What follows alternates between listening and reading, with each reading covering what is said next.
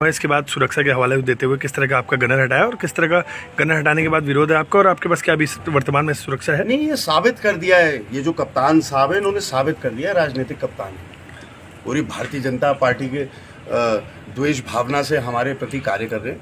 अरे मेरा गनर है, मैं कोई कंप्लेंट करता या मुझे लगती कमी तब आप हटाइए। विश्वसनीय जानबूझ के गनर हटाया जा रहा है ताकि इनकी LIU मेरी गाड़ी में बैठ जाए और मेरी गतिविधि को ये मॉनिटर करे। तो मैंने इनको इनकी सुरक्षा इनको हवाले कर दी है।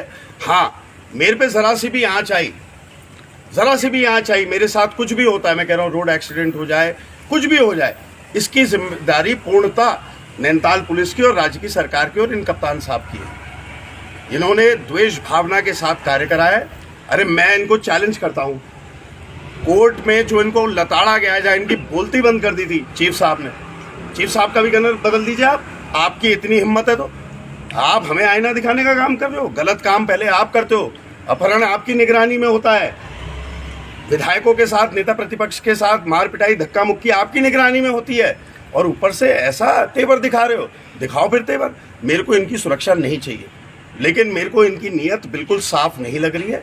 मेरे साथ कुछ भी होता है इसकी जिम्मेदारी राज्य की सरकार और नैनीताल। लेकिन पुलिस सूत्रों का कहना है कि आपका गनर भी आपकी सुरक्षा नहीं कर पाया, उसके सामने उसने मेरी भरपूर सुरक्षा करी।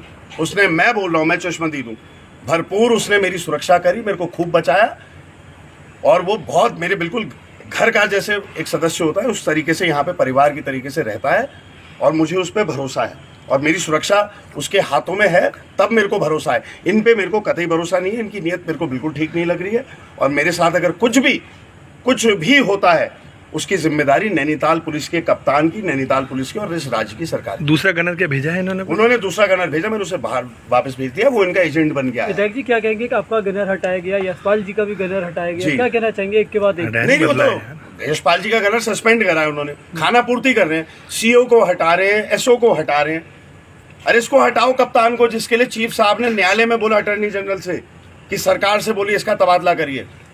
अब मेरी बिल्कुल मांग है, और इसके खिलाफ अब देखिए आगे इन्होंने ही ये आज जो इन्होंने करा, ये स्तर नहीं था इनका कि ऐसा करे।